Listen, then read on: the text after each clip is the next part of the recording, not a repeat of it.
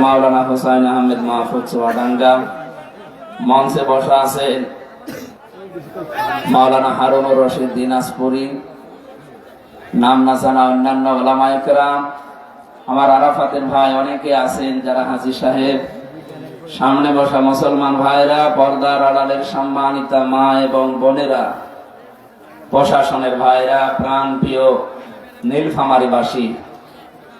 আমার মনে হয় জেল থেকে বের হওয়ার পরে এ মাহফিলে আসার চেষ্টায় ছিলাম, রাস্তা থেকে আমারে ধরিয়ে দিয়েছিল। আমি তাদেরকে এখন ডাকতেছি, আসেন তো, আজকে মাইক কেড়ে নেন তো। মাইক দিয়ে দিলাম, দিন পাল্টিয়ে গেছে। হে নবী, বিশাল একটা পাথর বোঝা আপনার পিঠকে বাঁকা, পিঠ বাঁকা হয়েছিল, কথা বলে না কেন? আল্লাহ জগদ্দল পাথরটা, এই বোঝাটা নামিয়ে দিয়েছে। এখনো স্বস্তি আমরা পাচ্ছি না, কারণ ষড়যন্ত্র থেমে নেই। এই ষড়যন্ত্র বন্ধ না হওয়া পর্যন্ত স্বস্তি, শান্তি, নিরাপত্তা পাওয়া যাবে না। আমি দেখতে পাচ্ছি অনেকে কথা বলছেন, না এটা ঠিক না। দাঁড়িয়ে আছে, দাঁড়িয়ে থাক। হ্যাঁ, আবার কথা বলার কোন কারণে?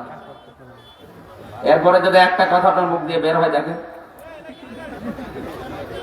এখানে দাঁড়িয়েছেন কেন? বসেন, স্যান্ডেল খুলে বসেন।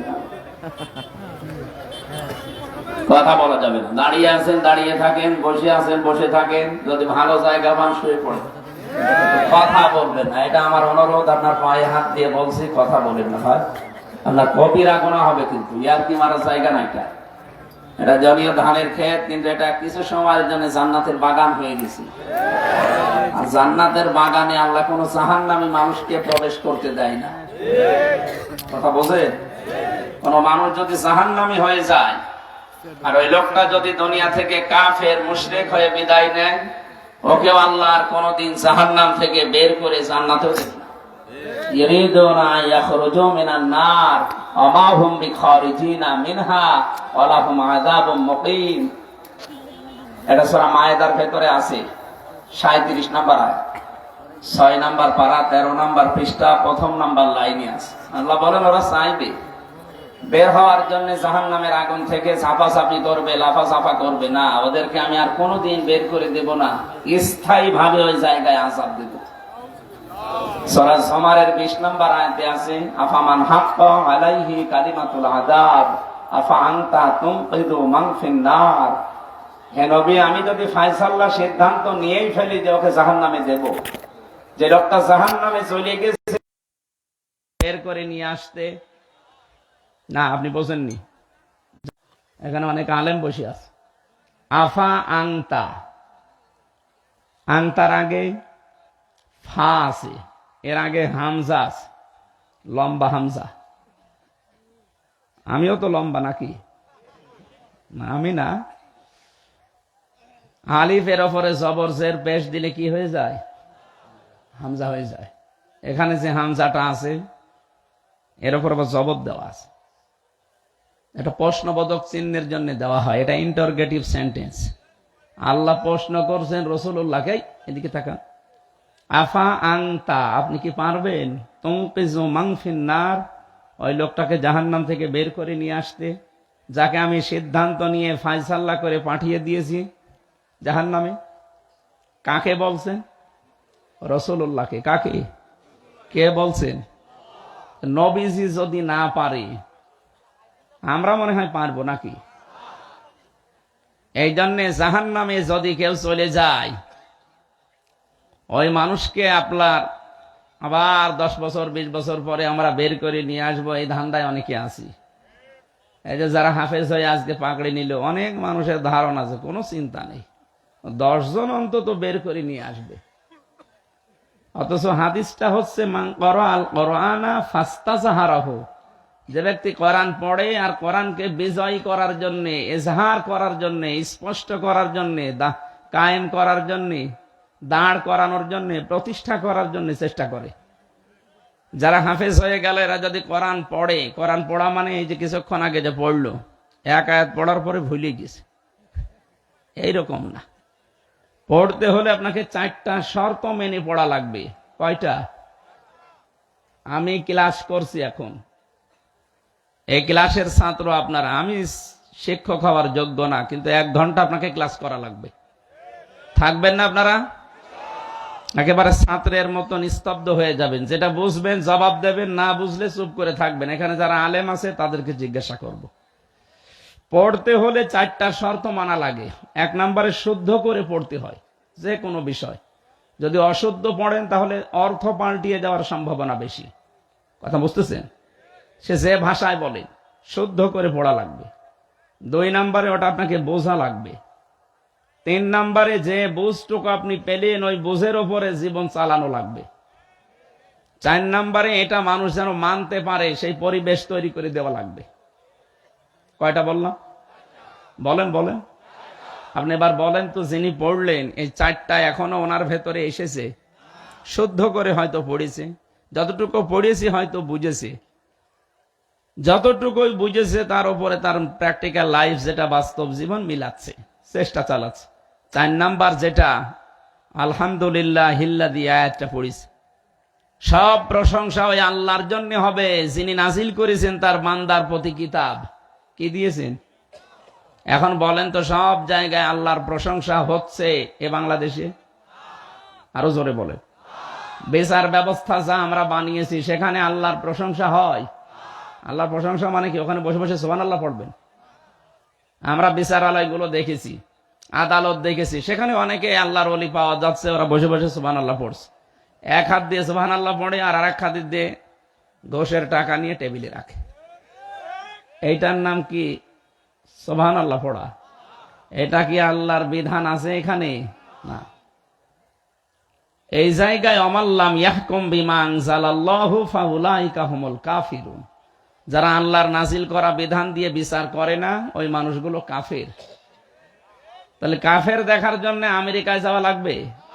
এদেশে বহু কাফের এখন আছে।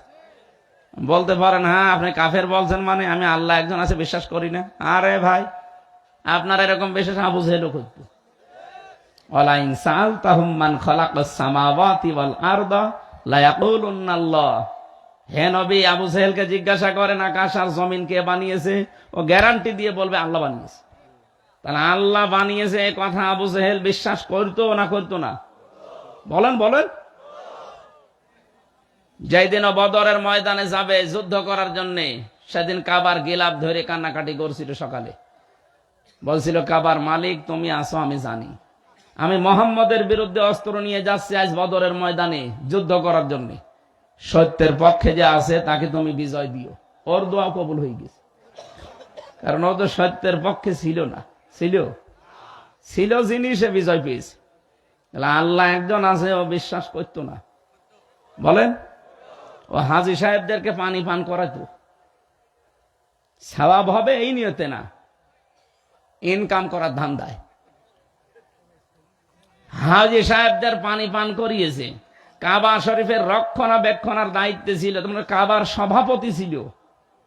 আপনি নীলফামারী জামে মসজিদের সভাপতি, আর আবু জেহেল ছিল কাবা শরীফের সভাপতি। উনি বলেন আপনার চাইতেও বড় মসজিদের সভাপতি না? কেমন বড় মসজিদ?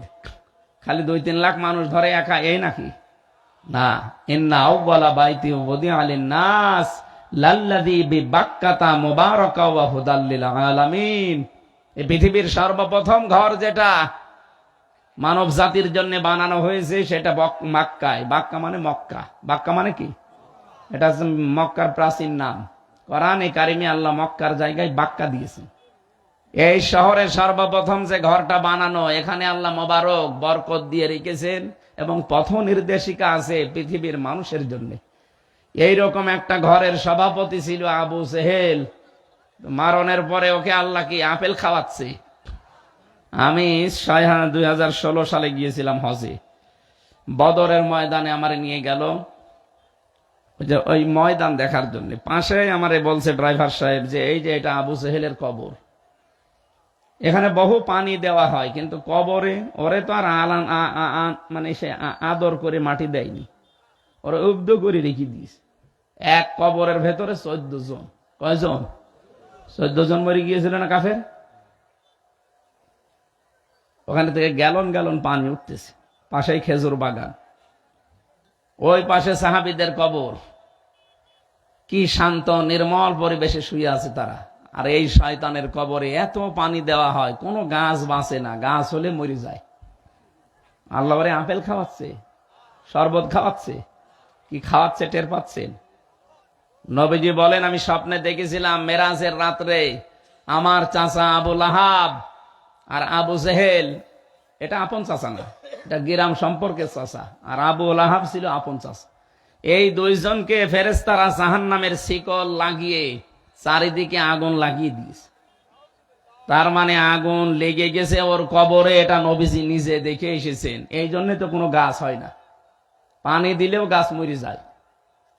তা আমি বোঝাতে চাচ্ছিলাম আল্লাহ একজন আছে, আমরা যেমন বলি ও বিশ্বাস করত, কিন্তু আল্লাহর শক্তির সাথে পাওয়ারের সাথে ও আর একজনকে যোগ করত। আমরা যেমন যোগ করে বসে আছি। বলতে পারেন আমরা যোগ করি মানে হ্যাঁ, ক্ষমতার উৎস জনগণ, এটা অনেকে বিশ্বাস করে না। অনেকের লিখাও আছে গঠনতন্ত্রে, ক্ষমতার উৎস জনগণ, এটা শিরিক। এটা যদি কেউ বিশ্বাস করেন সে মুশরিক। কথা বলছে না কেন? আমি বললাম না ক্লাস চলছে, আজকে কিছু সংশোধন হয়ে যাওয়া লাগবে। সুতরাং এই বিশ্বাসে যারা আছেন আপনার ইমান নেই, আপনার নামাজ রোজা হজ যাকাত দান সাদগা, এই রাত জাগে মাহফিলে বসা সব মাঠে মারা যাচ্ছে। প্রমাণ করার জন্য কোন বড় হুজুর নিয়ে আসবেন, নিয়ে আসেন, যান। যদি মনে হয় যে ছোট মানুষ কি বলতেছে, কি বলছে মানে, যত বড় হুজুর নিয়ে আসবেন, নিয়ে এসে বসিয়ে রাখেন। আল্লাহ ক্ষমতার উৎস এ কথা যারা বিশ্বাস করে না, যারা এ কথা বিশ্বাস করে জনগণ ক্ষমতার উৎস, তারা শিরিক করছে, ওরা মুশরিক। আর মুশরিক মরে গেলে ওর আমল নামা আল্লাহ ধনী কণার মতো ওর মুখের উপর এভাবে নিক্ষেপ করবে। এটা আমি বানালাম। অকাদিমনা ইলা মা আমিলু মিন আমালিন ফাজআলনাহু হাবাআম মানসুরা। 23 নম্বর আয়াত, 19 নম্বর পারা, প্রথম নাম্বার পৃষ্ঠা, 4 নম্বর লাইনে আছে। এটা ফুরকান সূরা। আল্লাহ বলেন যারা শিরিক মিশ্রিত কোনো আমল নিয়ে আসবে, ওটা ধূলি কণার মতো ওর মুখের উপরে নিক্ষেপ করে দেব। বলেন নাউজুবিল্লাহ। এই জন্য যেটা বোঝাতে চাচ্ছি, কাটসাট কথা। আপনি যদি আল্লাহ বাদে অন্য কাউকে ক্ষমতার উৎস মনে করেন, বিশ্বাস করেন, ওই আকীদা নিয়ে থাকেন, আপনি মুশরিক, আপনার জান্নাত নেই। আপনাকে আবু জেহেলের মতো জাহান্নামে যাওয়া লাগবে। দুনিয়ার এই ছোট্ট জীবনে পরীক্ষায় এসে ফেল করে আবু জেহেলের মতো জাহান্নামী হবেন, আমরা এটা চাই না। আমরা চাই আমরা সবাই জান্নাতে যেতে চাই। বলেন, এই জন্য যারা এখানে এসেছেন, এ মানুষগুলো আজকে আমরা চাই তেলাওয়াতকৃত যে আয়াতগুলো পড়লাম, এখান থেকে অন্তত আমরা যেন কিছু নিয়ে যেতে পারি। আল্লাহ তুমি আমাদেরকে কিছু দিও। বলেন আমিন।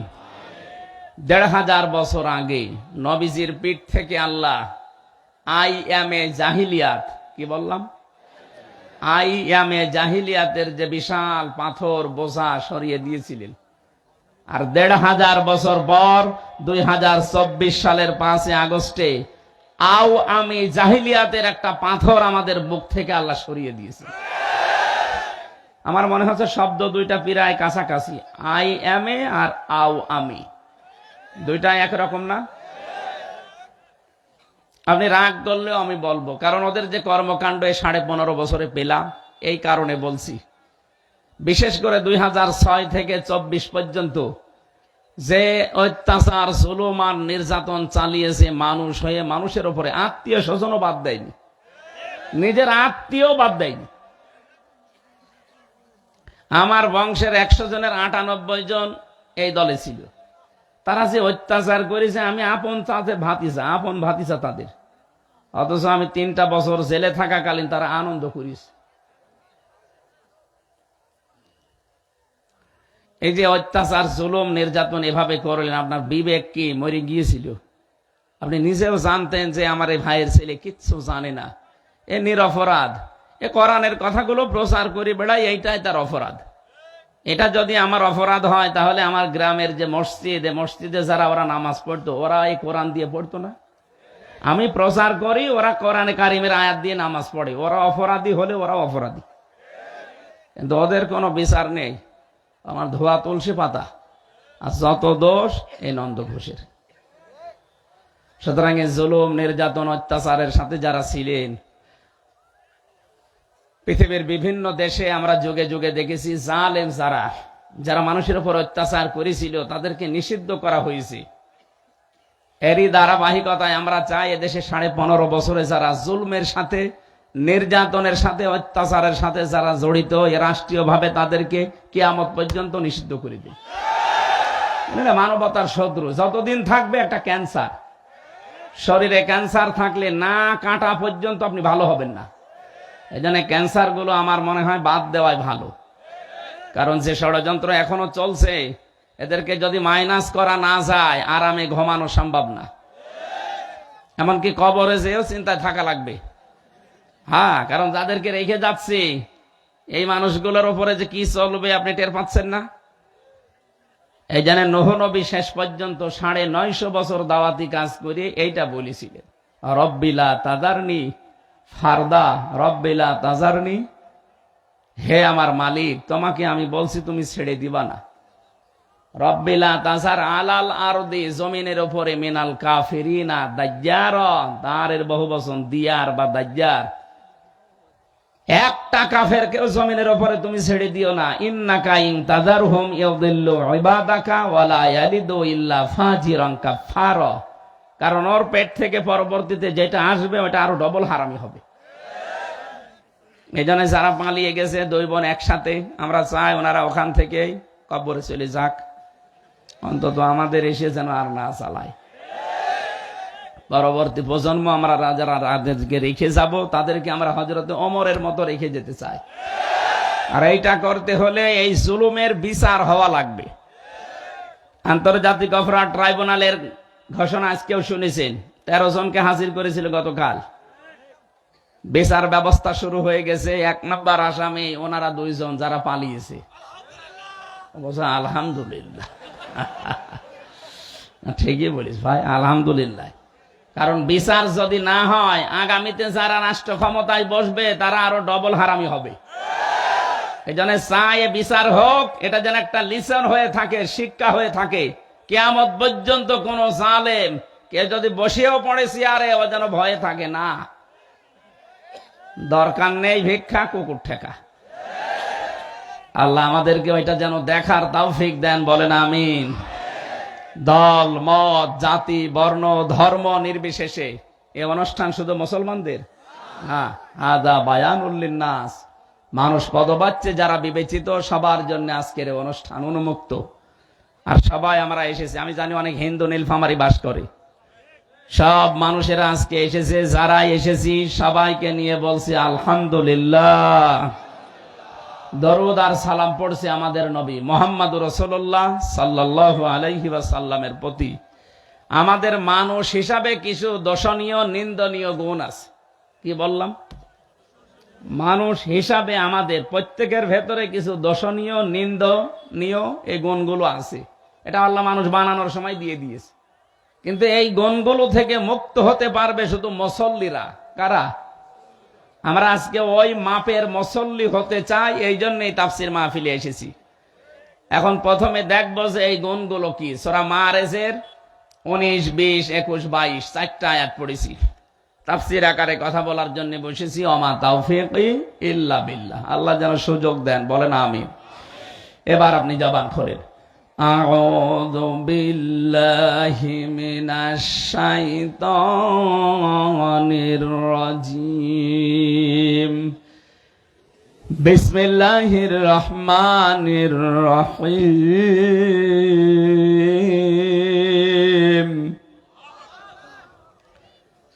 ইন্নাল ইনসানা খুলিকা হালুআ।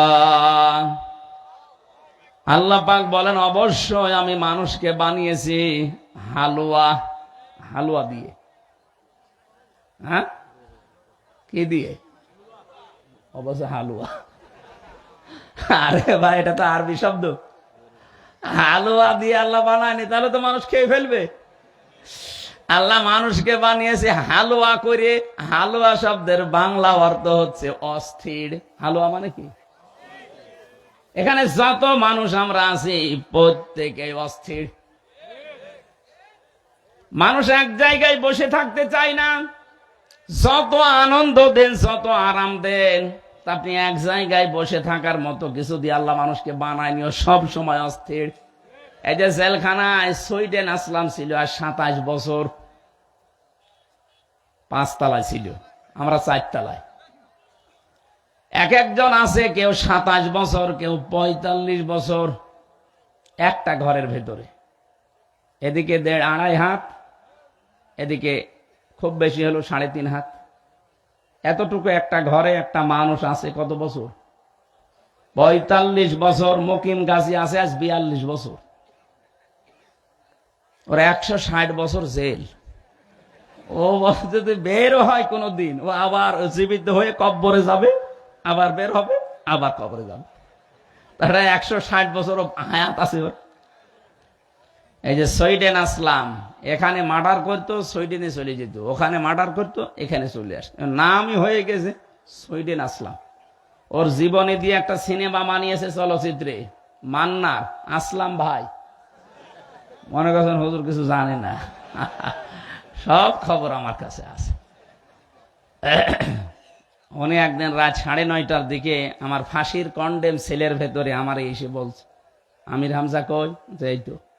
আমি তো ওনার চিনি না ওইভাবে। বললাম, কে আপনি? বলছে, একটা মাসলা জিজ্ঞাসা করবো হুজুর। বলেন তো। কি?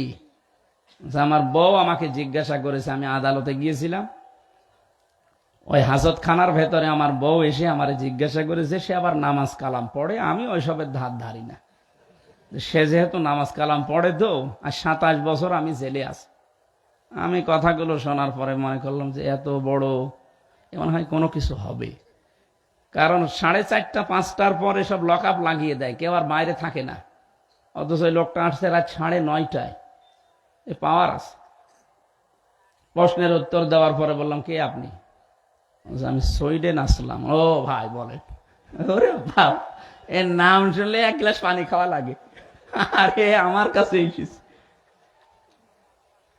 এই যে লোকটা আজকে 27 বছর জেলের ভেতরে এক ঘরে, যেহেতু উনি ফাঁসির আসামি, বহু মামলা, বহু মার্ডারের আসামি উনি।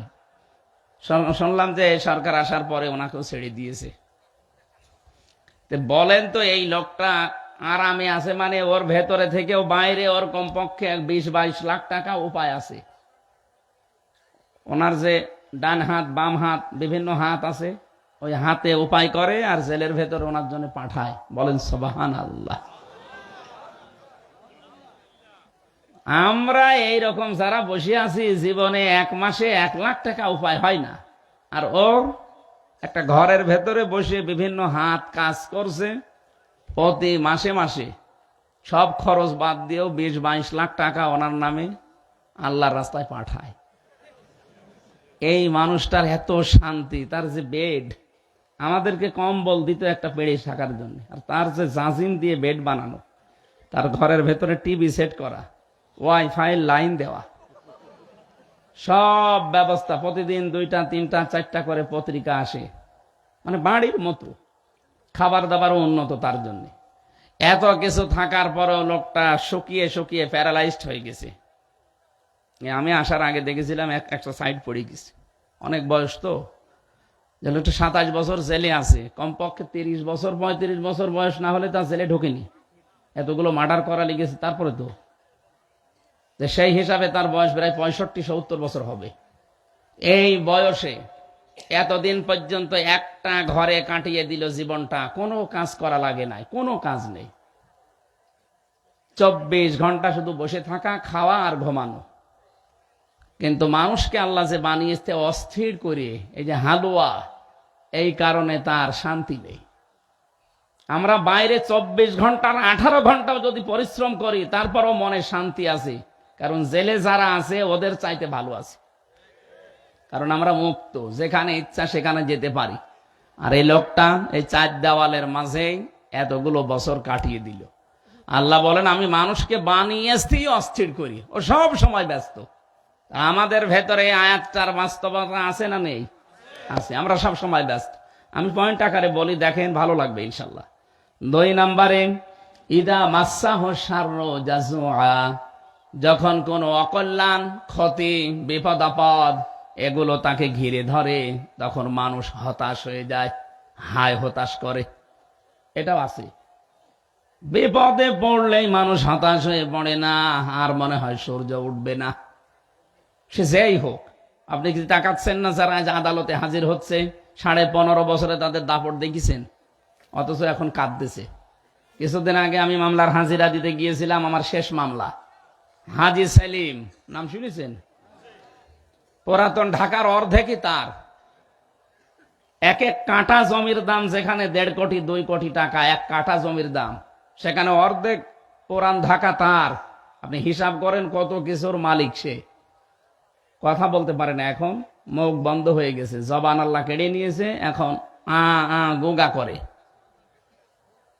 দেখলাম আদালতের এজলাসে দাঁড়িয়ে এই লোকটা হাওমা করে শিশুর মতো কাঁদছে, অথচ তার যে বাহিনী, তার ডান হাত, বাম হাত, উপরের হাত, নিচের হাত, বিভিন্ন হাত আছে, এতগুলো হাত তার কাজ করে। 15.5 বছরে রাজার মতো কাটিয়েছে, অথচ বিপদে পড়েছে, এখন শিশুর মতো কাঁদতেছে। নৌকা মার্কায় দাঁড়ায় উনি, নৌকা আর বলতে পারে না, এখন বলে হৌকা, শব্দটা উচ্চারণ হয় না ওনার। আমি এই যে জাজুয়া বলছিলাম, মানুষ বিপদে পড়লে যত রকমের শক্তিশালী লোক হোক, ও হতাশ হয়ে পড়ে। কি হয় বলেন বলেন? ওয়াইদা মাসসাহুল খায়রু মানুআ, আল্লাহ বলেন মানুষ যখন কল্যাণ কিছু পায়, যখন নিয়ামত পায়, যখন ভালো কিছু দুনিয়াতে পায়, তখন ও কৃপণ হয়ে যায়, কিপটা হয়ে যায়, বখিল হয়ে যায়। এই যে গুণগুলো আল্লাহ বললেন মানুষের, কম বেশি সবার ভেতরে দুনিয়ায় আছে না নেই? বলেন। কিন্তু কে বলছেন বলেন তো? কিন্তু, ইল্লা মানে কিন্তু। আল্লাহ পাক বলেন ইল্লাল মুসাল্লিন,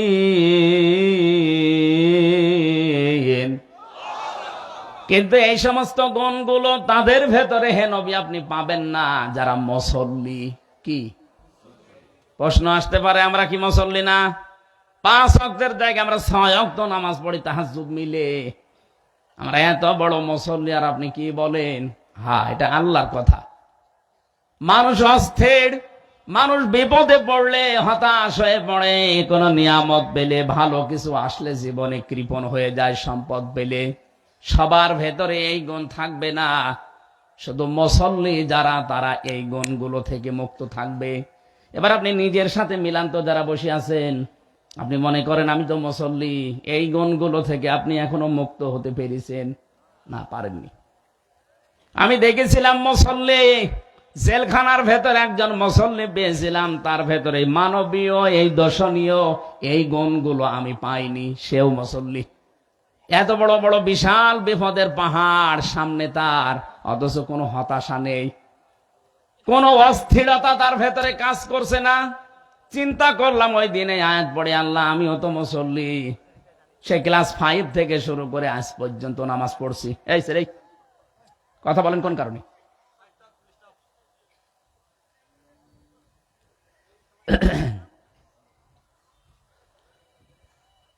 আমি এতদিন পর্যন্ত 33 বছর বয়স আমার তো মনে হচ্ছে 11 বছর বয়স থেকে আমার নামাজ আর কামাই যায়নি, অন্তত ফরজ নামাজ। এর ভেতরে এই গুণগুলো আমারও আছে, তাহলে কি মুসল্লি আমি হলাম বলেন তো? কোরআনের আয়াতের সাথে আমার যে মুসল্লিগিরি এর সাথে মিলছে না, তাহলে আল্লাহর এই কথা মনে হয় খুব সত্য না? হ্যাঁ বলেন বলেন। মুসল্লিদের ভেতরে গুণ থাকবে না। কোন মুসল্লি? আল্লাহর পরের আয়াতে জবাব দিচ্ছেন, আল্লাযীনা হুম আলা সালাতিহিম দাইমুন, যে মানুষগুলো সর্বদা সদা তাদের নামাজে নিয়মিত। দাইমুন মানে সর্বদা। নামাজ 2 ওয়াক্ত পড়ে, 3 ওয়াক্ত পড়ে না, এর মুসল্লি বলা হয় না। নামাজ 5 ওয়াক্ত পড়ে না, শুধু জুমার নামাজ পড়ে, এটাও মুসল্লি না।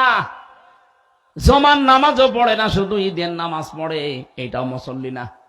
ঈদের নামাজও পড়ে না, শুধু বাবা মরে গেলে জানাজা পড়ে, এইটা মুসল্লি না। মুসল্লি আল্লাহর ভাষায় তারা যারা নিয়মিত নামাজি, 5 ওয়াক্ত নামাজকে নির্ধারিত সময়ে যারা আল্লাহর ফরজ বিধান মনে পালন করে।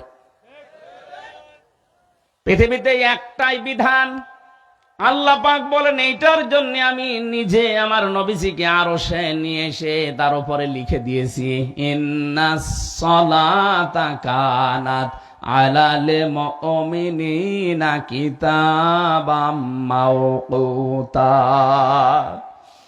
হে নবী, নামাজ কিন্তু আমি ফরজ করলাম শুধু এই বলে না যে জান দিয়ে দিলাম, না, আমি লিখে দিলাম কিতাবাম মাওকুতা, নির্ধারিত সময়ে যখন তখন পড়লেও হবে না। নামাজ পড়লে যেমন সওয়াব হয়, নামাজ ছেড়ে দিলেও সওয়াব হয়। কি ও বলছেন না? আমার কাছে বেশি বলছে। আরে ভাই, সূর্য যখন ওঠে, সূর্য যখন মাথার উপরে, সূর্য যখন ডুবতেছে, এই 3 সময় নামাজ পড়তে পারবেন? তাহলে নামাজ ছেড়ে দেওয়া এই 3 সময় সওয়াবের কাজ। তাহলে নামাজ পড়লে যেমন সওয়াব হয়, নামাজ ছেড়ে দিলেও সওয়াব হয়। কথা বলেন না কেন? এই জন্য যখন তখন আপনি নামাজ পড়তে পারবেন না। নামাজের জন্য কিতাবাম মাওকুতা, ওয়াক্ত মতো, সময় মতো নির্ধারিত করে পড়া লাগবে। এই জন্য মুসল্লি আল্লাহর ভাষায় তারা যারা 5 ওয়াক্ত নামাজকে নির্ধারিত সময় আদায় করে নেয়। মানবীয় গুণ, দর্শনীয় কিছু গুণ আছে, এগুলো আমাদের ভেতরে সবার আছে, কিন্তু মুসল্লিদের ভেতরে নেই। প্রশ্ন আসতে পারে, এরকম মুসল্লি তো বাংলাদেশে নেই। হ্যাঁ আছে, খুব কম। কি আছে? কম। আপনি নামাজে লম্বা সেজদা দেবেন, নফল নামাজে দেখবেন আস্তে আস্তে অভ্যাস তৈরি হবে। এখানে এমন কেউ আছেন জীবনে 1 ঘন্টার জন্য একটা সেজদা দিয়েছেন? না। আমি জেলখানায় বহু মানুষ পেয়েছি যারা এক সেজদায় 40 মিনিট 50 মিনিট কি বলছে সে জানে আর আল্লাহ জানে। আমরা মনে করি সুবহান রাব্বিয়াল আলা 3 বার বলতে না 30 সেকেন্ড লাগে, অথচ সে কি বলছে বলেন তো? 1-1.5 ঘন্টা সেজদাই পড়ে আছে। রাত 2:30টা 3টায় ওঠে 2 রাকাত নামাজ পড়তে 2 ঘন্টা চলে যাচ্ছে। যেহেতু নফল নামাজে মাতৃভাষায় চাওয়া জায়েজ আছে, আর সবচাইতে বেশি মানুষের দোয়া কবুল হওয়ার জায়গা সেজদায়। কোন মানুষ যখন সেজদায় চলে যায়, ও যেন আল্লাহর কাছাকাছি হয়ে যায়। ওয়াসজুদ ওয়াকতারিব। নবী আপনি বলেন, যদি সেজদা দাও রবের কাছাকাছি চলে যাবা। জোরে বলেন সুবহানাল্লাহ। আমি সহ যারা এসেছি প্রত্যেককে আহ্বান জানাচ্ছি, জীবনে সময় পেলে একটু সেজদা লম্বা করে দিবেন। এর চাইতে মজা, আনন্দ, শান্তির জিনিস দুনিয়াতে আর নেই। স্বামী স্ত্রীর ব্যবহারে শান্তি আছে, এর চাইতে 100 গুণ শান্তি পাবেন যদি সেজদার ভেতরে আপনি আনন্দ পান। জীবনে আপনার মাথা তুলতেই মন চাবে না। পৃথিবীর যত মজাদায়ক বস্তু আছে সব চাইতে আনন্দের জায়গা আল্লাহর এই কুদরতের পাটা। এখানে আল্লাহ মনে হচ্ছে পা আপনার কপালের সাথে দিয়ে রেখেছে। আপনি যদি এই সেন্স দিতে পারেন, কখন আধা ঘন্টা 45 মিনিট চলে যাবে আপনি টেরও পাবেন। আমাদের নামাজ যেহেতু ওই মানের হয় না, এজন্য আমরা নামাজের ভেতরে কোনো আনন্দ, শান্তি, স্বস্তি পাই না। স্বস্তি পাওয়া যায় 4 দোকানে যেখানে গেবদ হয়। কথা বলেন না কেন? বাজারে যেখানে হট্টগোল, শোরগোল, যেখানে গালিগালাজ হয়, এরকম জায়গায় আনন্দ লাগে, ভালো লাগে থাকতে। কিন্তু নামাজের সেজদায় আজ আমাদের কোনো আনন্দ নেই, মজা নেই, স্বস্তি নেই। কারণ অধিকাংশ মানুষ আমরা নামাজের সেজদায় যা বলি বুঝি না, আর বুঝলে ওর বাস্তবতা, রুহানিয়াত যেটা, ওটা আমরা পাই না। নামাজ পড়লে আপনি জান্নাতে যাবেন এ কথা কোরআনে আছে, কিন্তু নামাজ পড়লেও অনেক মানুষ আল্লাহর বরদোয়া পায়। কোরআনে কারীম জানাচ্ছে, ফাওয়াইলুল লিল মুসাল্লিন আল্লাযীনা হুম আন সালাতিহিম সাহুন। আল্লাহ বলেন ধ্বংস হয়ে যাক ওই নামাজিগুলো। কোন বেনামাজিকে আল্লাহ বলেছে এখানে না, বলেছে ধ্বংস হয়ে যাক ওই মুসল্লিগুলো, ওই নামাজিগুলো যারা তাদের নামাজ সম্পর্কে উদাসীন। এই যে সাহুন, এই শব্দের ব্যাখ্যা হয় 4টা। 1 নম্বরে নামাজে দাঁড়াছে, নামাজের ভেতরে খুশু খুশু নেই। খুশু খুশু কি? ধীর স্থিরতা লাগবে নামাজে। এরকম মন নিয়ে নামাজে দাঁড়াবেন, মনে হচ্ছে যে আমি আল্লাহকে দেখতে পাচ্ছি। যদি এইরকম চোখ এরকম অন্তর আপনার তৈরি না হয়, অন্তত এই বিশ্বাস নিয়ে দাঁড়ানোই লাগবে যে মালিক আমাকে দেখতেছে। এটা হয় আমাদের? এই পরিবারে, এই পরিবেশে, এই মানে এখন আমি উঠতে পারিনি, তে আমার এই যে গুণগুলো দূর হবে কি করে? সুতরাং আমার মুসল্লি হতে চাই ওই মাপের, যে মাপের মুসল্লি হয়েছিলেন হযরতে তালহা রাদিয়াল্লাহু তাআলা আনহু। জীবনের ভেতরে পড়লাম তিনি নামাজে দাঁড়িয়েছেন খুশু নিয়ে, তেলাওয়াত করছেন সূরা কাহাফ, আলহামদুলিল্লাহিল্লাযী আনজালা আলা আবদিহিল কিতাবা ওয়া লাম ইয়াজআল লাহু ইওয়াজা। তার পাশে একটা বাচ্চা খেলা করছিল, পাহাড়ি এলাকা থেকে একটা সাপ এসে বাচ্চাটাকে জড়িয়ে ফেলেছে। হযরতে তালহার স্ত্রী দৃশ্য দেখার পরে দেখলেন স্বামী নামাজে আছে, ও নামাজ ছাড়ে না। আশপাশের লোকজন ডাক দিয়ে বাচ্চাটাকে বিপদ মুক্ত করে সাপটাকে মেরে ফেললেন। হইচই আরম্ভ হয়ে গেছে। হযরতে তালহা নামাজ শেষ করার পরে তাকিয়ে বলেন, স্ত্রী, এতগুলো মানুষ বাড়ির ভেতরে কি করে? হযরতে তালহার স্ত্রী বলে, আল্লাহু আকবার, স্বামী আমার, আপনি নামাজে ছিলেন, বাচ্চাটাকে সাপে জড়িয়ে ফেলেছিল। আপনি নামাজে আছেন, এই জন্য আপনাকে আমি কিছু বলি নাই। আশপাশের মানুষজনকে ডাক দিয়ে আমি নিজে সাপটাকে মেরে বাচ্চাটাকে বিপদ মুক্ত করে বসে আছি। এতগুলো গ্যাঞ্জাম আওয়াজ, কত কিছু হয়ে গেল, একটা বারের জন্যও কি আপনার নজর ওইদিকে যায় নাই? হযরতে তালহা বলেন, স্ত্রী, নামাজে যখন দাঁড়িয়েছি আমাদেরও কথা হয়, আল্লাহর সাথে না, জমির সাথে। নামাজে দাঁড়িয়ে কয় বিঘায় কয় বিঘা জমিতে কয় মন ধান হবে ও হিসাব করে। কথা বলেন না কেন? একটা লোক এসে ইমাম সাহেবকে গরম দিচ্ছে, এই, আপনি নামাজ পড়ালেন কি করে? কেন? আসরের নামাজ পড়িয়েছেন আপনি 4 রাকাত। আমার তো 4টা দোকান আছে বাজারে, আমি এক এক রাকাতের ভেতরে এক একটা দোকানের হিসাব করি। আজ 3টা দোকানের হিসাব হয়েছে, এখনো এক দোকানের হিসাব হয়নি। ও যে 1 রাকাত নামাজ পায়নি, ও হিসাব করবে কখন? আমি হাসির ছলে বলি নাই, এটা শিক্ষার জন্য বলছি। আজ হাজারো মানুষ আমরা এমন আছি এখানে, নামাজে কি পড়ি ওটা জানি না। নামাজের ভেতরে মন তৈরি করার জন্য আপনাকে আগে জানা লাগবে যে আপনি কি পড়ছেন। যখনই তেলাওয়াত করবেন, আলহামদুলিল্লাহি রাব্বিল আলামিন, আল্লাহ পাক বলেন আমার বান্দা সত্য বলেছে, এই কথার জবাব আমার বান্দা শোনার পরে বলে আর রহমানির রহিম। এটা আমি জবাব দেই, ও শোনার পরে পরের আয়াতে বলে মালিকি ইয়াউমিদ্দিন। এই যে 3টা প্রশংসা করলেন, সবকিছু আল্লাহ তোমার জন্যে। তুমি রহমান, তুমি রহিম, তুমি কিয়ামতের দিবসের একচ্ছত্র মালিকানা তোমার, কেউ ওই দিন কথা বলতে পারবে না। এ কথাগুলো নামাজে বলতে বলতে আমার আল্লাহ যেন এবার প্রশ্ন করছে, ওই কে তুই? এত প্রশংসা আমার করলি, কে তুই? কে তোর পরিচয় বল দেখি। এ পৃথিবীতে যত মানুষ নামাজ পড়ে সবাই কিন্তু এবার পরিচয় দিচ্ছে যে আমি এ দেশের বাদশার ছেলে। এই কথা বলে, ইয়্যাকা না'বুদু ওয়া ইয়্যাকা নাস্তাঈন। হে আল্লাহ, তুমি আমাকে চিনতে পারোনি, আমি তো তোমার গোলাম। আমি কি? আমি তোমার গোলাম। কত ছোট হয়ে কথাটা বলা লাগে চিন্তা করেন তো। অথচ আপনি একজন সচিব, আপনি স্বরাষ্ট্রমন্ত্রী, এ দেশটা হেলনি দিয়ে আপনি চালাতে পারেন। এই মানুষটা দাঁড়িয়ে বলছে, মাবুদ তুমি আমাকে চিনতে পারোনি, আমি তোমার গোলাম, আমি ভৃত্য, আমি দাস, আমি গোলামের ঘরের গোলাম। শুধু আমি একা না, না'বুদু শব্দটা ছিল না'বুদু ইয়াকা। অথচ আমরা দেখি গ্রামারের কায়দা এখানে মিলছে না। ইয়াকা না'বুদু ফেল ফাইল, তারপরে মফুল হওয়ার কথা, অথচ আগে আল্লাহ মফুল দিয়ে দিয়েছেন। শব্দটা মিলিয়েছেন কি করে দেখেছেন?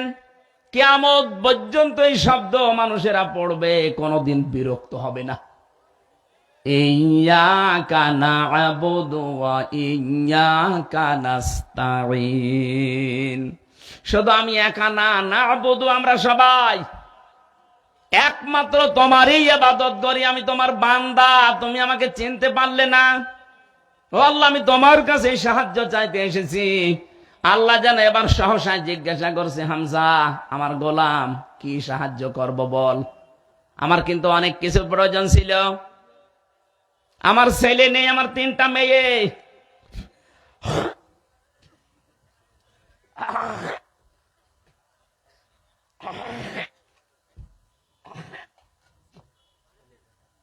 ও কা তো হুজুরও চেনে না দেখ।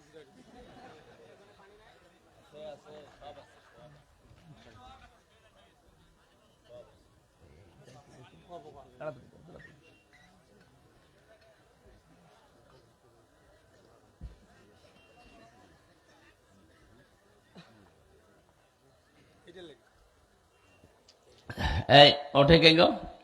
দাদা, মুরব্বী মানুষ যাচ্ছে, যাক, ওই যে পেছনে যুবক চলে যাচ্ছে কেউ।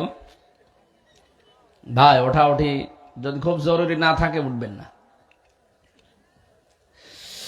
নীলফামারী বাসী কিভাবে যেন আমরা বলতে চাচ্ছি, আল্লাহ তুমি আমাকে চিনতে পারোনি, আমি তোমার গোলাম, আমি একটু সাহায্য চাওয়ার জন্য এসেছি। আল্লাহ পাক বলেন, কি কি সাহায্য করব বল। সহসায় যেন সবাই আমরা বলছি, ইহদিনাস সিরাতাল মুস্তাকিম। হে আল্লাহ, আমি পথ চাই। কি পথ? সিরাতে মুস্তাকিম, সহজ সরল পথ চাই। আমার ছেলে নেই, ছেলে দরকার ছিল, আমি বলি নাই। আমার জমি জায়গার দরকার, আমি বলি নাই। আমার চাকরি নেই, আমি বলি নাই। আমার বহু জিনিসের অভাব আছে, আমি বলি নাই। কি বলেছি? আমাকে সরল পথ দেখান। প্রশ্ন আসতে পারে, আল্লাহ যদি বলে বান্দা 3বার আমার প্রশংসা করলি, প্রথম 3টা আয়াতে প্রশংসা কার? আর জোরে বলেন। তুই আমার গোলাম বলে পরিচয় দিলি, আর আমি ছাড়া কারো কাছে তুই সাহায্য চাইবি না, চাইতে পারিস না, এই কথাও ঘোষণা দিলি। কথাবার্তারা শুনে তো মনে হচ্ছে তুই ভালো পথে আসিস। আবার কি হেদায়েত দেব তোরে বল? আপনি নিজের থেকেই বলেছেন, কিন্তু কেউ আপনাকে লাঠি দিয়ে পিটিয়ে বলে না, এই বল। আপনি নিজেই বলছেন, সিরাতাল্লাযীনা আন'আমতা আলাইহিম। আমরা সারা জীবন শুনেছি সিরাতে মুস্তাকিম, সহজ সরল পথ না। শুধু এতটুকু অর্থ করলে ভুল হবে। এটা শুধু সহজ সরল পথ না। মুস্তাকিম শব্দের শাব্দিক অর্থ হচ্ছে স্থায়ী সরল পথ। আমি এমন একটা স্থায়ী সহজ আর সরল পথ চাই, যেই পথ শুরু হবে দুনিয়া থেকে, শেষ হবে জান্নাতে গিয়ে। আল্লাহ পাকের কাছে মনে হচ্ছে আমি তার সামনে দাঁড়িয়ে দাঁড়িয়ে ধরে ধরে বলছি, আল্লাহ আমি এমন একটা পথ চাই যে পথে তোমার পুরস্কার পাওয়া যায়।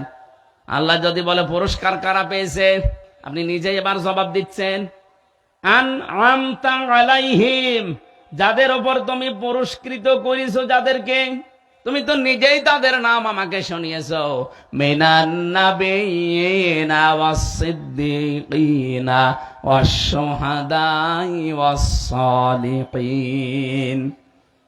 এই যে 4 প্রকার মানুষকে তুমি পুরস্কার দিবা ঘোষণা দিয়েছো, নবীদেরকে, সিদ্দিকদেরকে, শহীদদেরকে আর সলিহিন বান্দাদেরকে। তুমি আমাকে এই 4 দল যেভাবে চলেছে, এই 4 প্রকার মানুষের রাস্তায় চালাও। প্রথমে আপনি কাদের পথ চেয়েছেন? নবীদের। কাদের? বলেন বলেন। আপনি নবীদের পথ 1বার 2বার না, এখানে যত মানুষ নামাজ পড়ে অন্তত শুধু ফরজ নামাজ পড়লেও 17 বার এই কথা বলা লাগে যে আল্লাহ আমি নবীদের পথ চাই। যদিও সরাসরি বলেননি। আন'আমতা আলাইহিমের ভেতরে যে 4 প্রকার নাম আছে, তার 1 প্রকার নাম কি? নবী। এই কথা বলেন না কেন? নবীদের পথ আপনি চাচ্ছেন আল্লাহর কাছে। কোনদিন ভেবেছেন যে নবীদের পথ কি?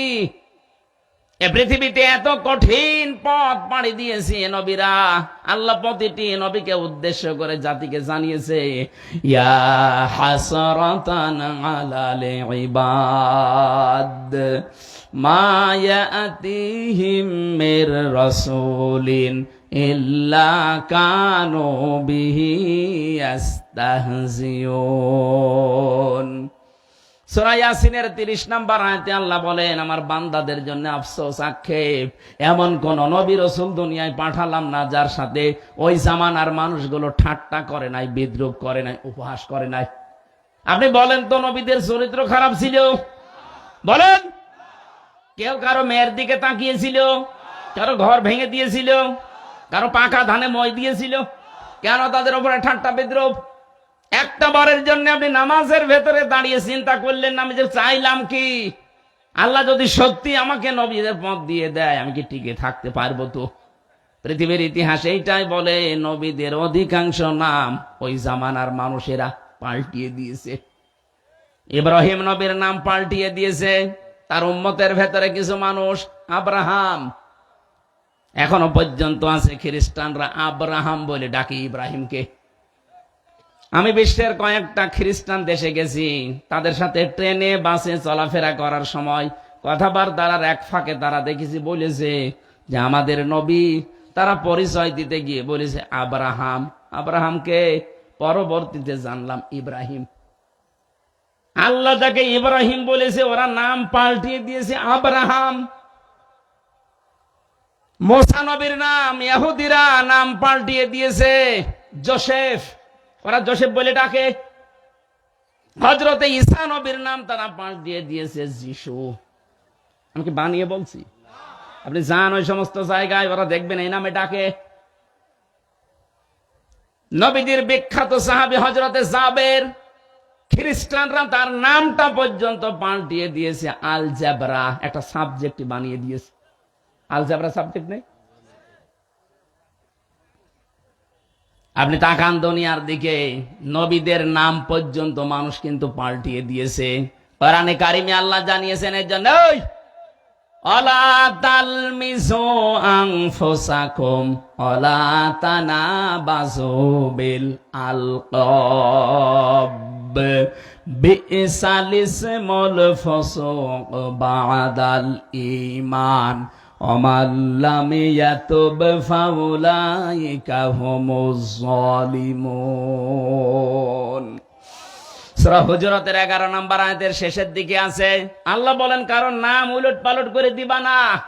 অথচ এইটার হিরিক চলছিল সারা বাংলাদেশে গত 15 বছর। আল্লামা শফি হেফাজতের আমিরের নাম পর্যন্ত পাল্টিয়ে দিয়েছে তেতুল হুজুর। কোরআনের পাখি দেলার হোসেন সাইদির নাম দিয়েছে দেল্লু রাজাকার। কথা বলছেন না কেন? আব্দুল কাদের মোল্লা, তার নাম দিয়েছে কসাই কাদের। আমার নামও পাল্টিয়ে দিয়েছিল, আমার নাম দিয়েছে পিসকে হুজুর। কি নাম দেখেন তো।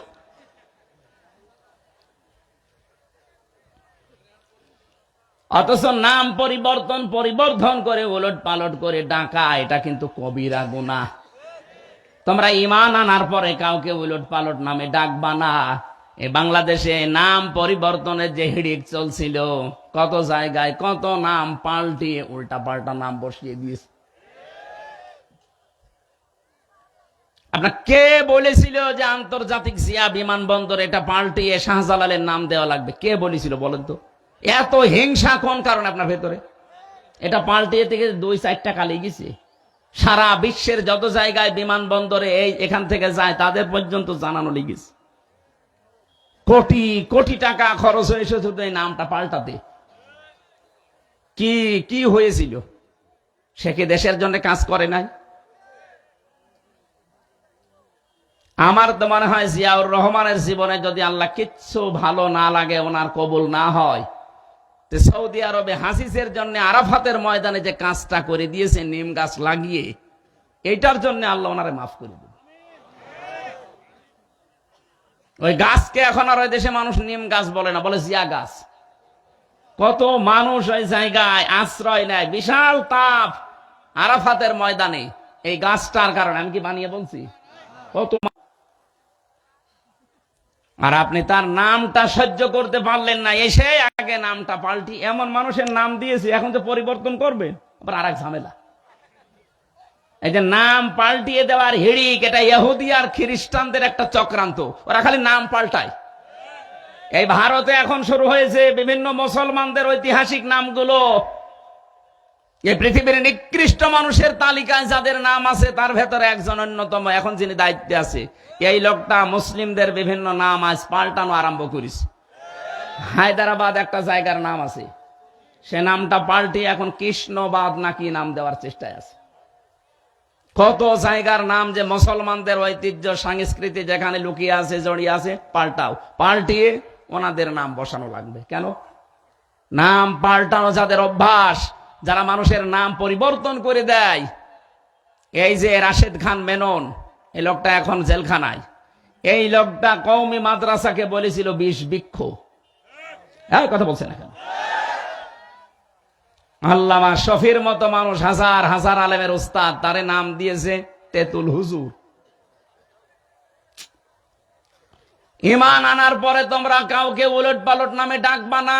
যদি ডাকো, এরপরেও যদি তোমরা তাওবা না করো, ফিরে না আসো, তোমরা কিন্তু জালেম হয়ে মরবা। এই জন্য যারা এই হিড়িক তৈরি করেছিলেন ইহুদি খ্রিস্টানদের মতো, তাদের অবস্থা কিন্তু ভালো না।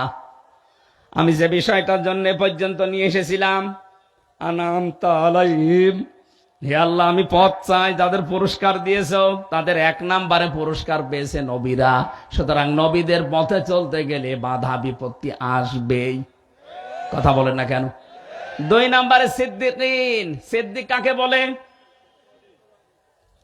হযরতে আবু বকর সিদ্দিক। এই নামটা আল্লাহর নবী তাকে উপাধি দিয়েছিলেন খেলা করার জন্য না, এমন এমন বিশ্বাস তিনি করেছিলেন। বিশ্ব নবী শেষ পর্যন্ত বললেন, তুমি আজকে আবু বকর না, তোমার নামে আমি কিয়ামত পর্যন্ত একটা লকব লাগিয়ে দিলাম, তুমি আবু বকর সিদ্দিক। সত্যকে সত্য জানার পরে তিনি দ্বিধাহীন চিত্রে প্রশ্ন ছাড়া মেনে নিয়েছিলেন। আর আমাদেরকে আঙ্গুল দিয়ে দেখিয়ে দিলেও সত্য মানতে চায় না। আপনি কিসের সিদ্দিক? সত্যকে সত্য জানার পরেও যারা মানে না, ওরা সিদ্দিক না, ওরা কাযযাব।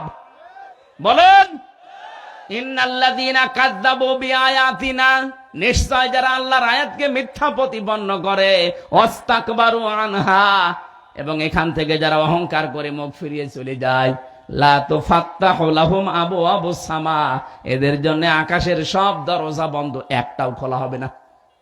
শুধু খোলা হচ্ছে না তা না, তুফাত্তাহু মুজারে, বাবের বহুবচন আবওয়াব, একটা দরজা আপনার জন্য খোলা হচ্ছে না, ভবিষ্যতেও হবে না। কতদিন? ওয়ালা ইয়াদখুলুনাল জান্নাহ, আপনি জান্নাতেও যাচ্ছেন না, যাবেনও না। হাত্তা ইয়ালিজাল জামালু ফি সাম্মিল খিয়াত, যতদিন পর্যন্ত সূচের ছিদ্র দিয়ে উট প্রবেশ করতে না পারে। এটা যেমন অসম্ভব, যারা আল্লাহর কোরআনের কথা শোনার পরে মনে হয় যে ওরা মিথ্যা কথা বলছে, তাদের জন্য জান্নাতে যাওয়া ওইরকম অসম্ভব। আর এই চরিত্রের মানুষ বাংলাদেশে নেই। আরো জোরে বলেন। আপনি কিন্তু নামাজের শেষ কথা বলেছিলেন, রব্বুল আলামিন আমি এমন মানুষের পথ চাই না, গায়রিল মাগদুবি আলাইহিম ওয়ালাদ-দাল্লিন। আমিন। হে আল্লাহ, আমি ওদের পথ চাই না যে মানুষগুলো অভিশপ্ত, যারা লানত প্রাপ্ত, যারা পথভ্রষ্ট। এখানে ইহুদি আর খ্রিস্টানদের কথা বলা হয়েছে। আমার প্রশ্ন, ইহুদি আর খ্রিস্টানরা তাদের উপরে নাজিলকৃত কিতাব তাওরাত, ইনজিল, কথা বলেন না কেন? এই কিতাবের ভেতরে আমাদের নবীর পরিচয় ছিল না ছিল না? ছিল। এই পরিচয়গুলো থাকার পরে ওরা সত্যকে সত্য জানার পরে হিংসা করে আর অহংকার করে মানে নাই। বলেন না কেন? ইহুদি খ্রিস্টানরা মানে না আমার নবীকে, কেন? হিংসা করে আর অহংকার করে। ওরা বলে যে নবী যদি শেষ নবী হয়ে আসবে, তা আমাদের ইহুদি বংশে আসবে, খ্রিস্টান ধর্মে আসবে। ওই ইসলাম ধর্ম মুসলমানদের, ওটা আমরা মানি না। এটা হিংসা করে আর অহংকার করে। এই জন্য আমরা প্রত্যেক দিন ১৭৫ কোটি মানুষ তামাম দুনিয়ায় যারা আছে মুসলমান, সবাই তাদের জন্য বরদোয়া দিচ্ছি, গায়রিল মাগদুবি আলাইহিম ওয়ালাদ-দাল্লিন। অথচ এই বরদোয়া যে নিজের ঘাড়ে পড়ছে, কোনোদিন টের পান না। ওরা সত্যকে সত্য জানার পরে হিংসা করে অহংকার করে মানে নাই। এই জন্য আল্লাহর লানত, আল্লাহর গজব, ওরা পথভ্রষ্ট। আর আমরা আঙ্গুল দিয়ে চোখে দেখিয়ে দিচ্ছে, এরপরেও সত্য জানার পরেও অনেকে মানতে চায় না, বলে না এ হুজুর আমার দলের লোক না, এ হুজুর আমার বাবার মুরিদ না। এই কথা বলছে না কেন? আমি কি বেশি বলছি না ঠিক বলছি?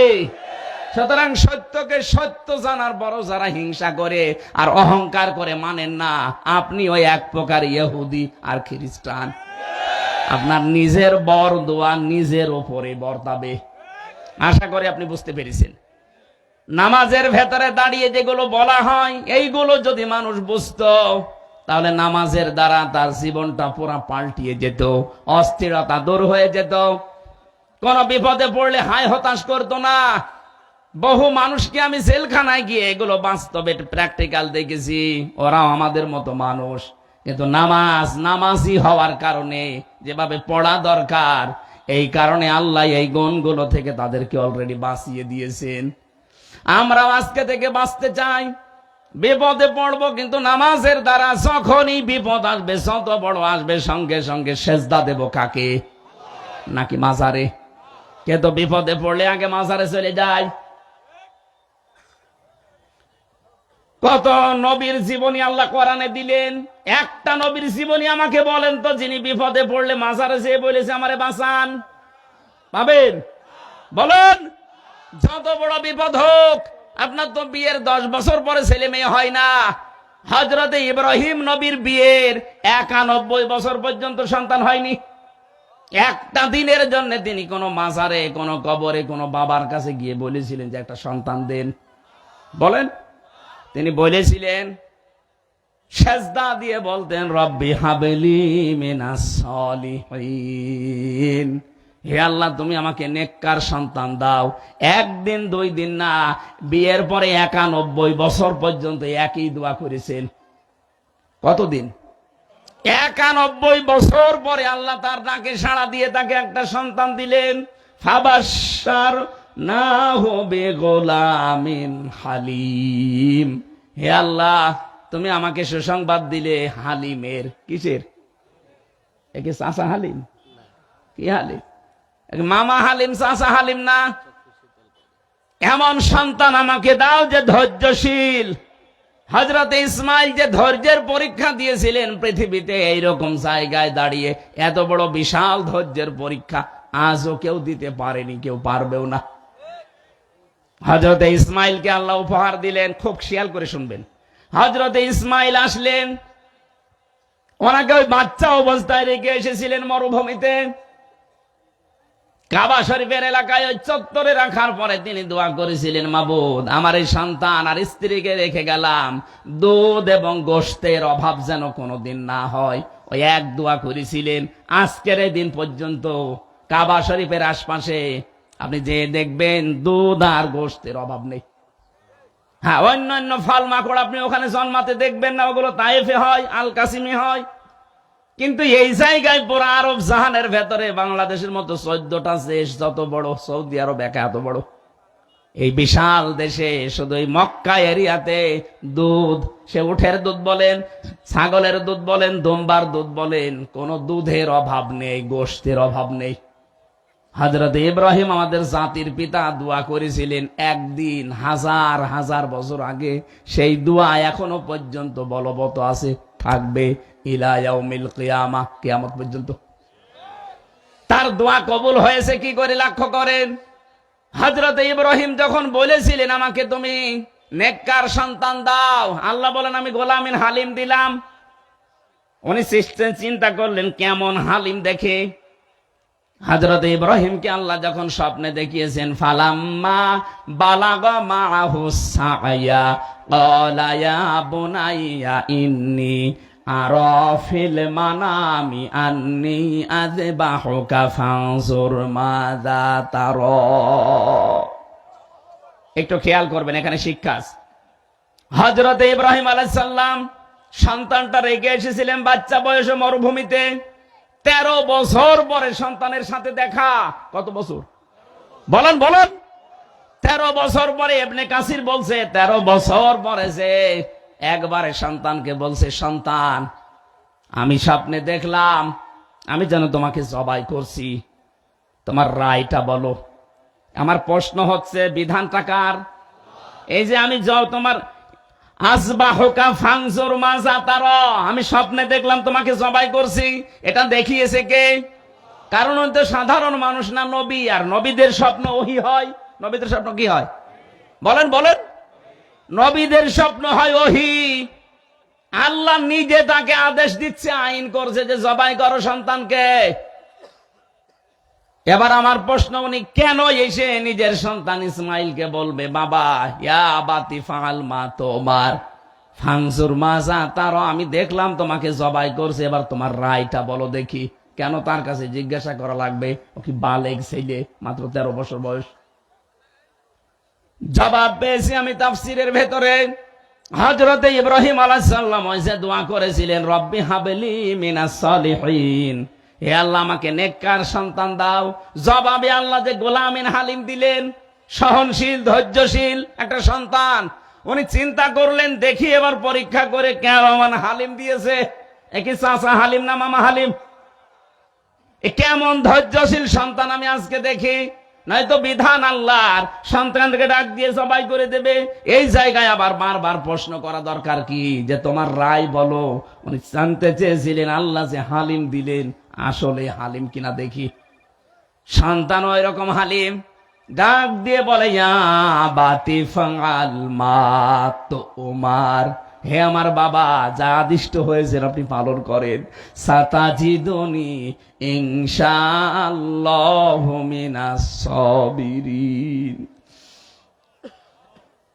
আল্লাহ যদি ইচ্ছা করে, শব্দের দিকে তাকান, সাতাজিদুনি সিন দিয়েছেন, সাতাজিদুনি অবশ্যই আল্লাহ যদি চায় আপনি আমাকে ধৈর্যশীলদের মধ্যে একজন পাবেন, কিন্তু 1 বছর দেননি। সাতাজিদুনি ইনশা আল্লাহু মিনাস সাবির বলেননি, সাবিরিন। হে বাবা, আমি ইসমাইল শুধু একা না, আমার মতো বহু ধৈর্যশীল দুনিয়াতে আছে, আমি তাদের ভেতরে একজন। তিনি যদি বলতেন সাবের, আমি একমাত্র সন্তান, তাহলে অহংকার চলে আসতো। কথা বুঝতেছেন? আমি আল্লাহর বিধান মানছি, এটা অহংকার চলে আসতো যে এমন হালিম আমি, আমার মতো হালিম দুনিয়ায় নেই।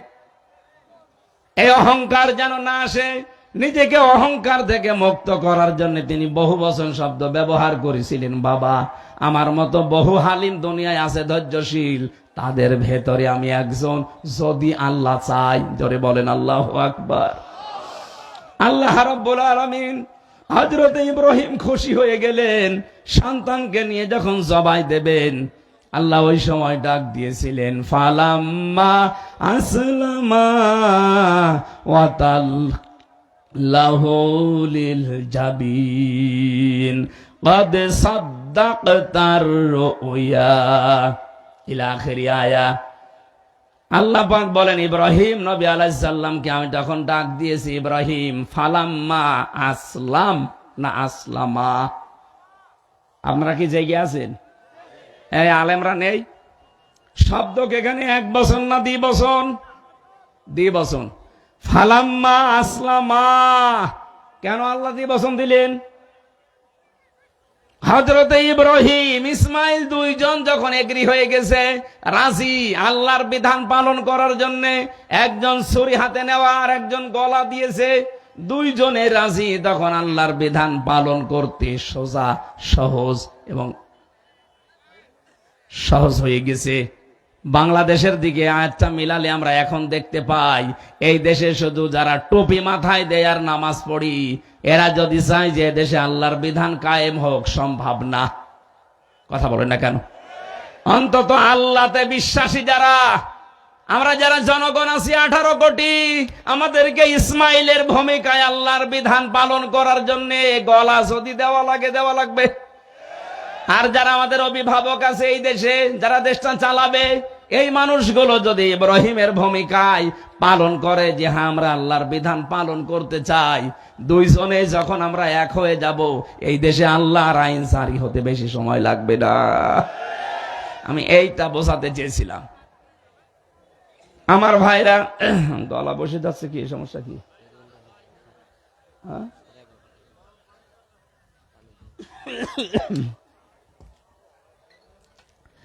আমরা মুসল্লিদের যে গুণাগুণগুলো বলার পর্যন্ত এ পর্যন্ত এসেছিলাম।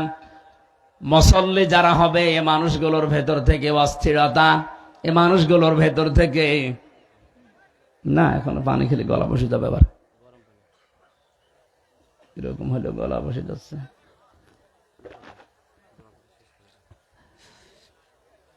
আপনারা বাড়ি যাবেন না? আমার একেবারে শেষ করে দিয়েছে জেলখানায় নিয়ে।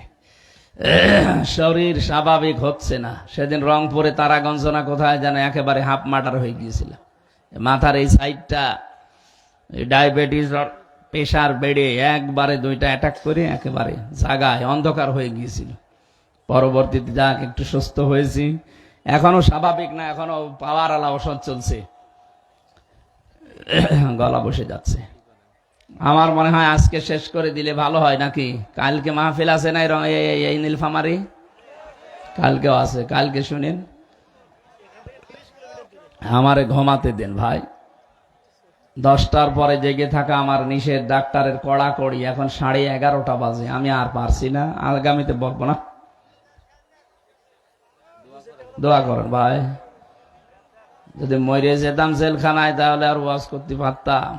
অন্তত ফিরে এসেছি, সুস্থ থাকলে আবার হবে। আমি আগামীতে কথা বলবো। আল্লাহুম্মা আমিন। লা ইলাহা ইল্লা আনতা সুবহানাকা ইন্নী কুনতু মিনাজ জালিমিন। ও মাবুদ, নীলফামারীর এই ময়দানের দিকে তাকাও। যেভাবে আমি আরম্ভ করেছিলাম এখনো 2-5 ঘন্টা আমি বললে রাত কেউ বাড়ি চলে যেত না। চাতক পাখির মতো যারা বসে আছে এদেরকে তুমি কোরআনের হেদায়েত দিয়ে দাও, এদেরকে তুমি গোলামিন হালিম বানিয়ে দাও ইসমাইলের মতো। আমরা যারা অভিভাবক আছি এদেশে আমাদেরকে ইব্রাহিমের মতো বাবা বানিয়ে দাও। সম্মানিতা মা বোনরা কত কষ্ট করে বসে আছে, এদেরকে 5 ওয়াক্ত নামাজ, রমজানের রোজা, নিজের শরীরের পর্দা আর স্বামীর খেদমতের মাধ্যমে জান্নাত অর্জন করার তৌফিক দাও।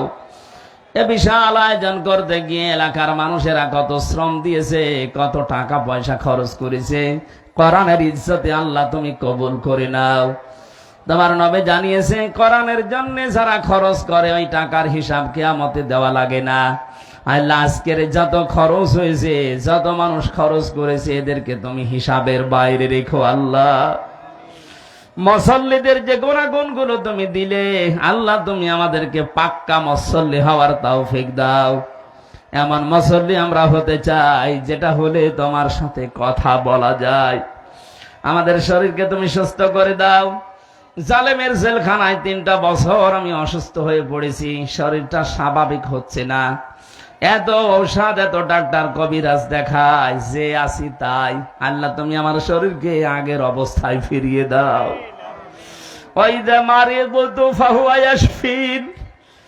ইব্রাহিম নবী দোয়া করেছিলেন, আল্লাহ আমি অসুস্থ হলে তুমি শেফা দাও।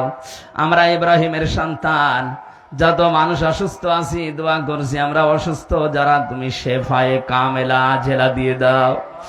মাহফিলের সভাপতি, সেক্রেটারি, মোতাওয়াল্লি, এ মাহফিলের স্বেচ্ছাসেবক যত আছে, প্রধান অতিথি, যত মানুষ আমরা এখানে আসলাম, কাউকে খালি হাতে ফেরত দিও না।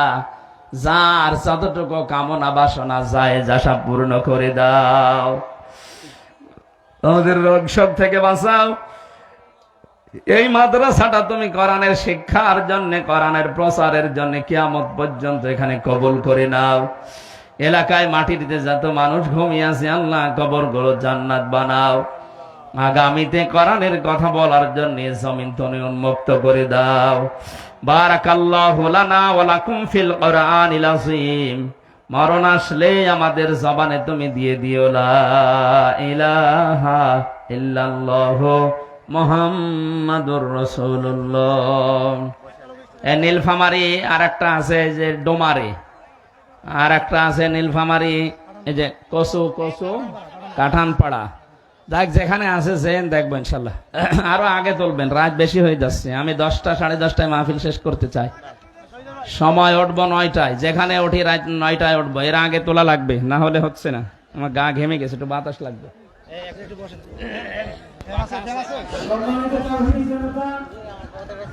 আদর্শ ইসলামী সমাজ কল্যাণ প্রতিবাদিত কুড়িগ্রাম কেন্দ্রীয় তারকা নির্মাণাধীন জামে মসজিদের উন্নয়ন কল্পে 26তম 2 দিন ব্যাপী এক বিশাল কুরআন